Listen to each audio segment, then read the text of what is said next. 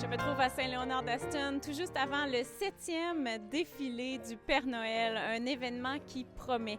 On en discute avec plusieurs personnes qui sont bénévoles sur le comité. C'est la 7e édition cette année du défilé. Moi, je suis là depuis le début. D'année en année, on crée des nouveaux chars allégoriques. On a toujours des bonnes idées.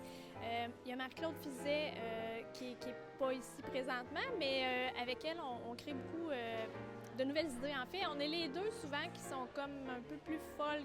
Les autres personnes du comité nous disent « Hey, les filles, êtes-vous certaines que vous voulez embarquer là-dedans? » Puis là, on est comme « Ben oui, on y va! » Fait que c'est ça. Fait que comme là, moi j'ai une remorque qui est là depuis le tout début. Ça fait 7 ans qu'elle est là. Ils sont encore ici, c'est des chansonniers du coin qui sont connus de la région. Fait que eux, c'est plus des chansons à répondre.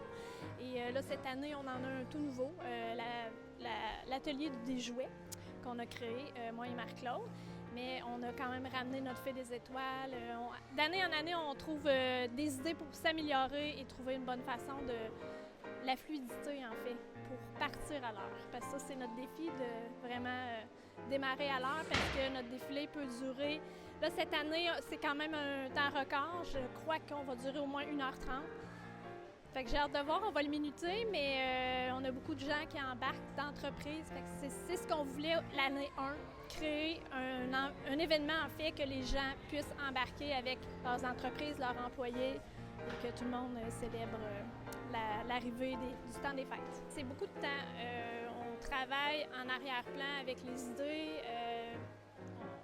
Avec une collègue, on fait des dessins. On va quand même jusque-là. Moi, je suis graphiste de métier. Donc, moi, c'est sûr que c'est plus facile pour moi créer à l'ordinateur, mais j'adore faire le côté peinture. Sauf qu'à un moment donné, on devient avec un défi de temps. Qu'est-ce qui est plus réalisable? Bien, pour moi, c'est plus facile de faire à l'ordinateur, l'imprimer, y aller comme ça. Donc, je te dirais que c'est ça. C'est beaucoup de temps. On aime ça. C'est court, mais je crois qu'on devient un moment important pour plusieurs gens. J'ai l'impression que cette année aussi, on va avoir plus de gens. D'année en année, en tout cas, c'est ce qu'on espère. Toi, tu es coordonnatrice au loisir. Quel a été ton rôle dans ce défilé? Dans le fond, c'est la coordination de tout ça, mais honnêtement, moi, je fais juste un petit peu chapeauter. L'équipe est déjà rodée. C'est une équipe de bénévoles extraordinaire. Saint-Léo en famille, eux, font des chars allégoriques majestueux. Fait que... C'est tous eux qui font ça, dans le fond, avec des bénévoles, des gens de la région? Honnêtement, c'est le comité organisateur de Saint-Léo en famille. On est plusieurs. Puis bien sûr, il implique leur famille, leurs connaissances, des bénévoles de Saint-Léo. Il y a des bénévoles qui viennent de d'autres places aussi. On fait des partenariats où on peut. Et puis, c'est vraiment juste un gros travail d'équipe. Parce que c'est gros, là. Moi, je m'attendais à quelque chose de tout petit, mais il y a des chars partout dans le garage. Oui, non, c'est ça, c'est immense. Cette année, on a 52 plateaux. Quand je parle de plateaux, c'est des chars allégoriques, c'est des piétons, c'est des fanfares, c'est des feux d'artifice.